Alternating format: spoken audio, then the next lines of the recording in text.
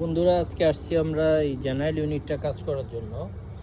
তো জেনারেল এটা হচ্ছে 410 গ্যাস। তো এটার প্রবলেম হচ্ছে যে ইউনিট চলে কিন্তু ঠান্ডা হয় না। ঠিক আছে, তো ইউনিট চলে ঠান্ডা হয় না, সেক্ষেত্রে আমাদের কি সমস্যা? তো আমরা যখনই উপরে আসলাম, উপরে আসার পর দেখলাম যে আমাদের আউটডোর ফ্যানটা চলতেছে। ঠিক আছে, এবং আউটডোর ফ্যান আমরা এভাবে চালায়ও দেখলাম, আউটডোর ফ্যানটা ক্লিয়ার আছে, আউটডোর ফ্যানে কোনো সমস্যা নাই। ইউনিট একটু নোংরা আছে।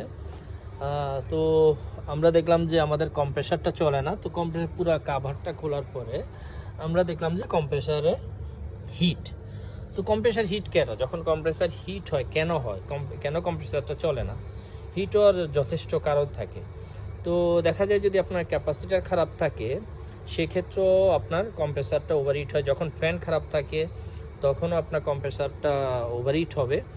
আর যখন আপনার দেখা যায় যে গ্যাস থাকবে না, সেক্ষেত্রেও কম্প্রেসারটা চলে চলে হিট হয়ে যাবে। ঠিক আছে, তো কম্প্রেসার হিট হইলে আপনি স্বাভাবিকভাবে এটাকে মিডল ইস্টে বিশেষ করে আমরা ঠান্ডা পানি এর মধ্যে ঢেলে একে ঠান্ডা করি, যাতে, কারণ আর বড় কম্প্রেসারে হয় কি, একবার হিট হলে এটা ছাড়তে একটু সময় নেয়। যেভাবে রোটারিতে এতটা সময় নেয় না, কিন্তু বড় কম্প্রেসারে অনেকটা সময় নেয় এটা ছাড়ার জন্য। তো আমরা যখন চেক করলাম যে আমাদের গ্যাস একদম নাই, দেখেন এটা চেক করার পরে দেখলাম যে গ্যাস নাই, গ্যাস একদম নাই বললেই চলে। তো আমরা এখন এটা নাইট্রোজেন প্রেশার দিব। নাইট্রোজেনের জন্য গেছে আমাদের লোক, তো নাইট্রোজেন প্রেশার দিয়ে চেক করতে হবে যে লিকটা কোথায়। তো আমাদের বাংলাদেশে বেশিরভাগ ভাইরা কি করে, লিক হয়েছে অনেক সময় এসে গ্যাস দিয়ে চলে যায়। এই কাজটা আপনারা করবেন না, কারণ এই ক্ষেত্রে হয় কি, কাস্টমার স্যাটিসফ্যাকশনটা নষ্ট হবে এবং ওই কাস্টমার আপনি দ্বিতীয়বার পাবেন না, হয়তো বা সাময়িকভাবে কিছু অর্থ লাভবান হবে।